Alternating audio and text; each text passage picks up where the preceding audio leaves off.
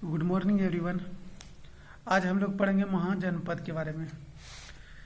आप सबों को पता है कि महाजनपद कितने हैं, टोटल 16 है। लेकिन महाजनपद से बनने से पहले इनके बारे में कुछ तो अस्तित्व होगा इनका, तो उनके बारे में जानेंगे। पहले सबसे पहले कबीला हुआ करता था। कबीला के बाद जन आया, उसके बाद जनपद आया, उसके बाद महाजनपद आया। संधि विच्छेद करके देख लीजिए महाजनपद का जन प्लस पद जनपद। तो महाजनपद का जो स्टार्टिंग है वो 6ठी शताब्दी में है। लेकिन हम लोग प्राचीन जो पढ़ते हैं, इतिहास पढ़ते हैं, वो कहाँ से स्टार्ट होता है? वो हड़प्पा सभ्यता से स्टार्ट होता है। तो एक चीज हम क्लियर करना चाहते हैं। हड़प्पा सभ्यता जो है 2500 से 1750, ठीक।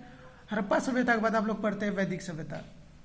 वैदिक सभ्यता दो भाग में बटा हुआ, एक ऋग्वैदिक एक उत्तर वैदिक। ऋग्वैदिक में आपका 1500 ईसा पूर्व से 1000 ईसा पूर्व तक पढ़ते हैं। उसके बाद आप लोग पढ़ते हैं उत्तर वैदिक 1000 ईसा पूर्व से 600 ईसा पूर्व। उसके बाद आप लोग पढ़ते हैं 600 ईसा पूर्व से 350 या 325 के आसपास ईसा पूर्व पढ़ते हैं।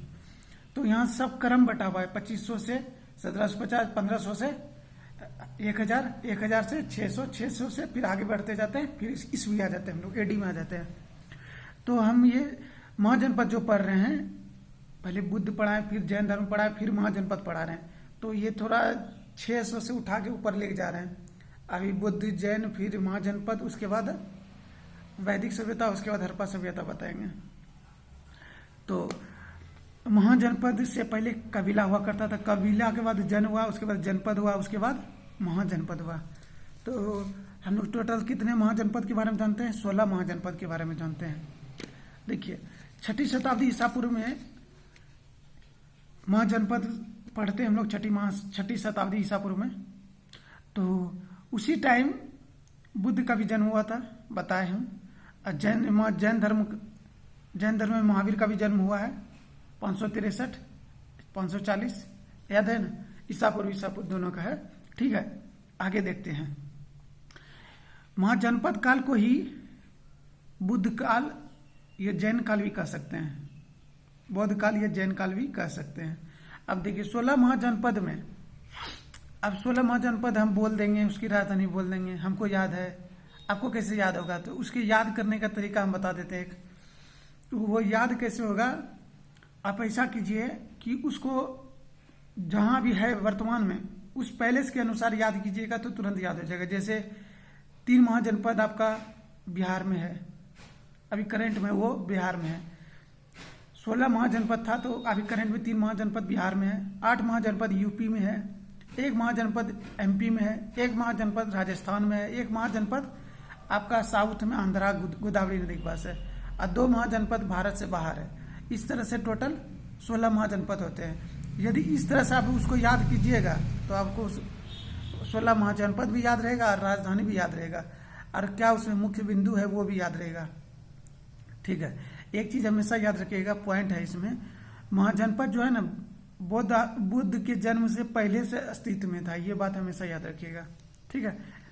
इस तरह का क्वेश्चन आता है, इसलिए हम बार बार बोल रहे हैं। अब देखिएगा, एक दो चीज हम देख लेते हैं, हाँ ठीक है। अब देखिए बिहार में 3 महाजनपद है, वो तीनों महाजनपद बता देते हैं। कौन सा? पहले मगध, उसका राजधानी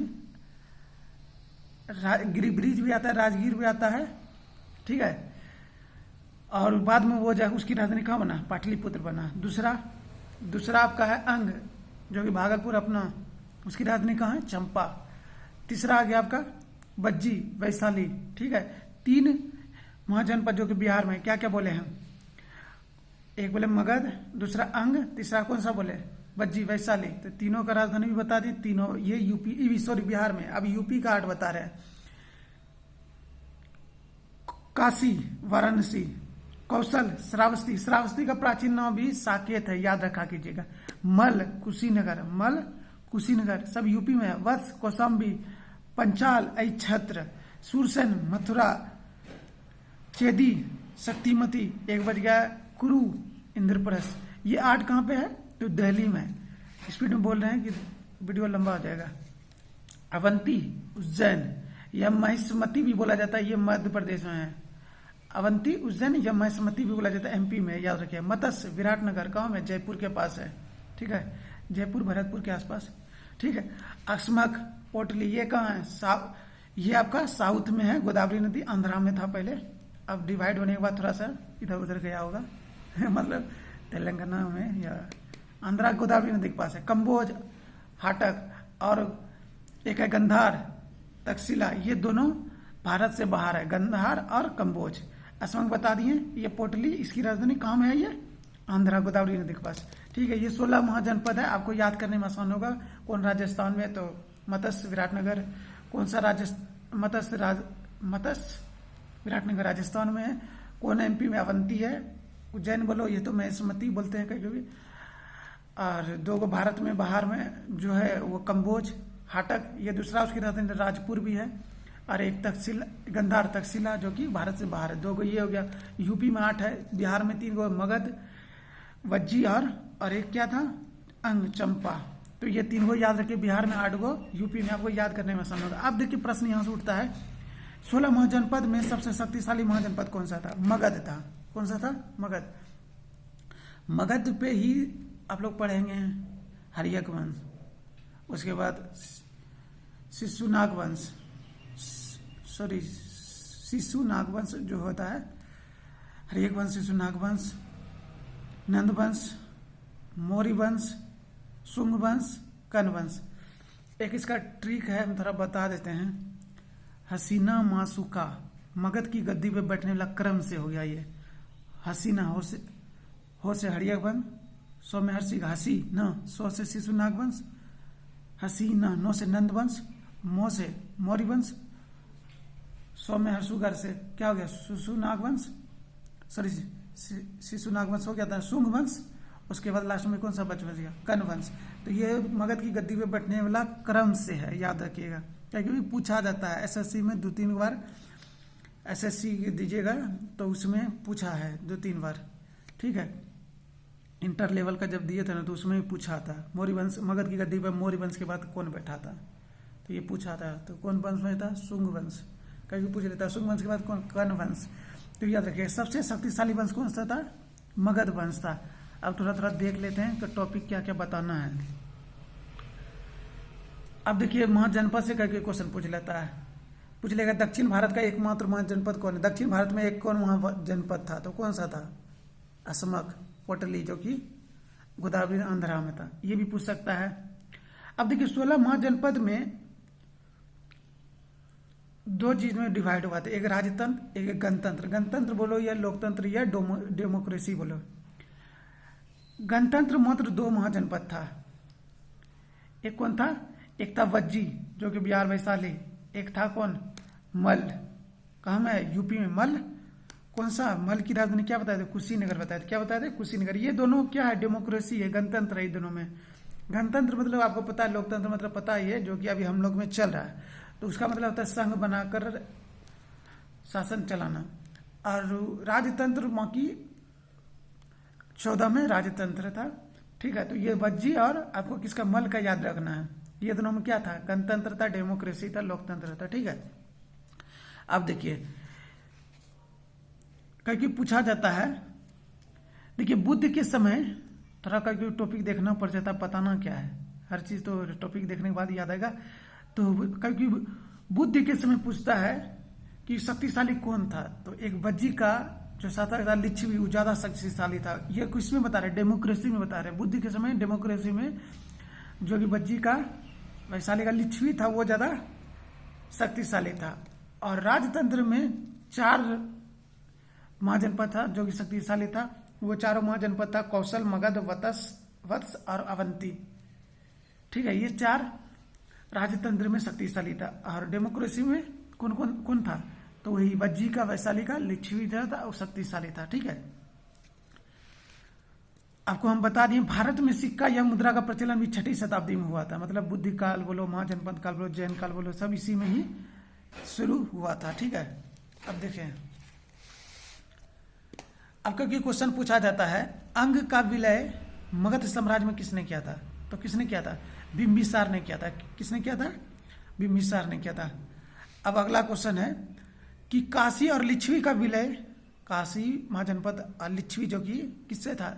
वज्जी था, का विलय लिच्छवी बज्जी का ही ना शासक था। तो काशी और लिच्छवी का विलय मगध साम्राज्य किसने किया था? उदयन ने किया था। किसने किया था? उदयन।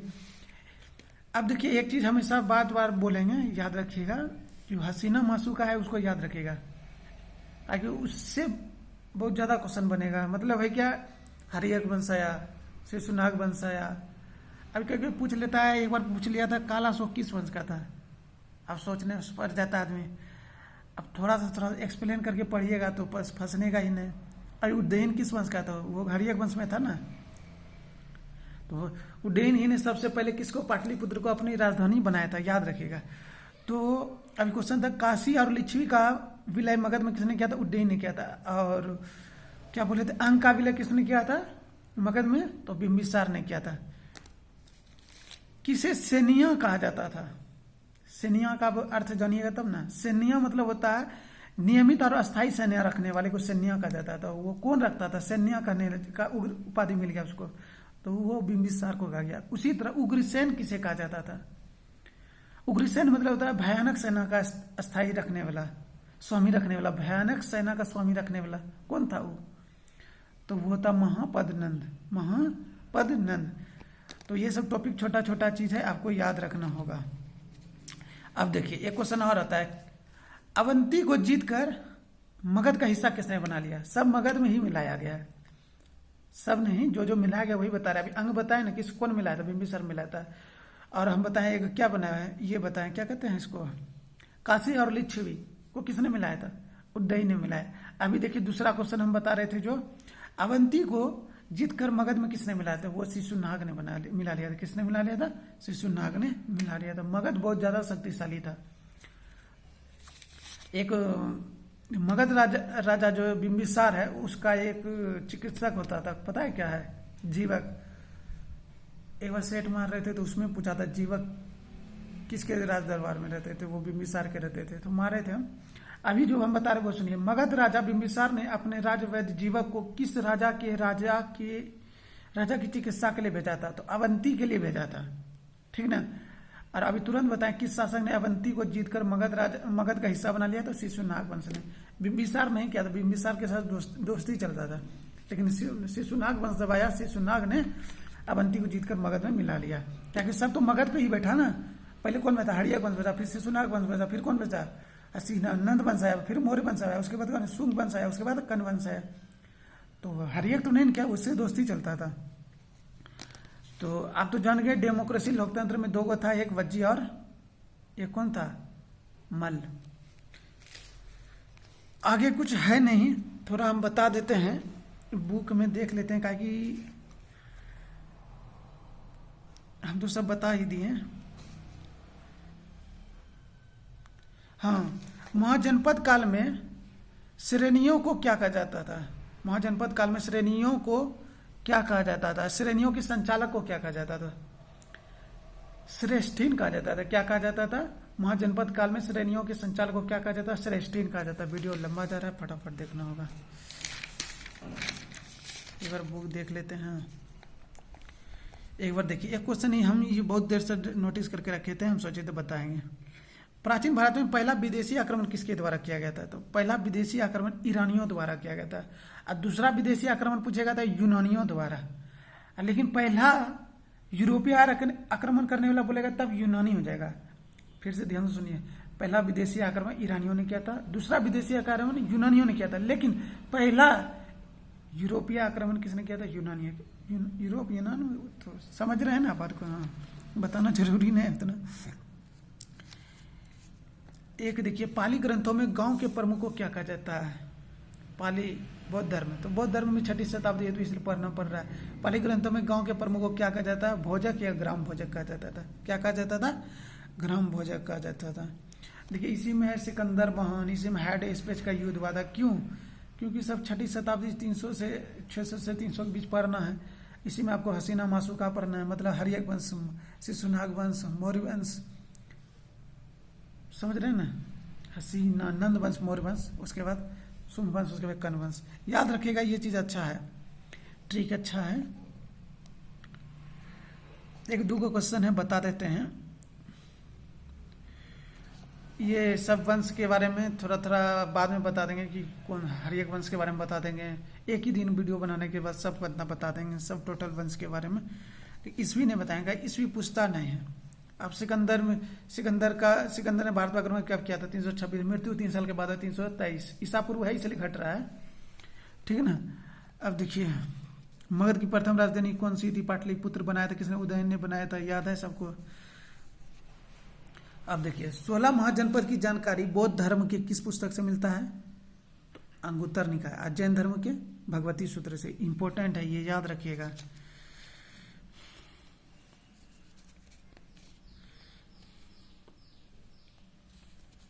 एक देखिए नंद राजा ने आदेश दिया था नहर खोदने के लिए, कहां खुदवाया था नंद राजा ने?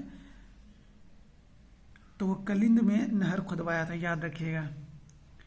अब देखिए सबसे पहले आक्रमण किसने किया था भारत पे? प्राचीन विदेश से तो ईरान ने, दूसरा यूनानियों ने, पहला यूरोपीय यूनानियों ने। लेकिन पहला ईरानी शासक जिसने भारत के कुछ भाग को जीत कर अपने अधीन किया था, उसका 20वां हिस्सा बन गया था। तो एक डेरियस था जो ईरान से था, जो कि भारत के जीता था, सिंधु सभ्यता के कुछ पार्ट था, उसी टाइम जीता था। और वो ईरान के डेरियस थे, डेरियस याद रखिएगा।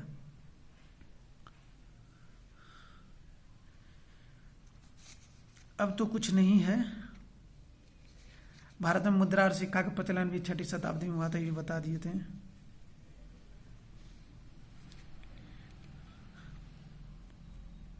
सिकंदर के आक्रमण के समय उत्तर भारत पर किसका वंश था? बहुत बड़ा क्वेश्चन आया, ग्रुप डी में भी आया है, तो नंद वंश का था। 6वीं शताब्दी में भारत में भारत का सर्वाधिक शक्तिशाली राज्य कौन था? देखना जरूरी नहीं, मगध है, ठीक है। गृहपति का अर्थ क्या होता है? धनी किसान होता है। क्या होता है? धनी किसान। विश्व का पहला गणतंत्र वैशाली में किसके द्वारा स्थापित किया था? लिच्छवी। बताइए कि वैशाली के शासक लिच्छवी था, उसी ने। याद कीजिए डेमोक्रेसी, जो लोकतंत्र है, गणतंत्र, वो 2 ही रास्ता है। यहीं से आगे बढ़ते बढ़ते सपोर्ट में कम मिला, सपोर्ट मिलते मिलते हम लोग का भी देश क्या गणतंत्र बना। महाजनपद खत्म हो गया। इसके बाद हसीना मसूका पे एक को सथी बना लेंगे, हरियक वंश, शिशुनाग वंश, उसके बाद नंद वंश, उसके बाद मौर्य वंश, उसके बाद शुंग वंश, उसके बाद कण्व वंश। इस पर एक वीडियो बना लेंगे, ठीक है। वीडियो लंबा हो रहा है। उसके बाद बोले ना पीछे से आ रहे हैं, तो उसके बाद आएगा वैदिक, उसके बाद हरियक आएगा, हड़प्पा सभ्यता आएगा।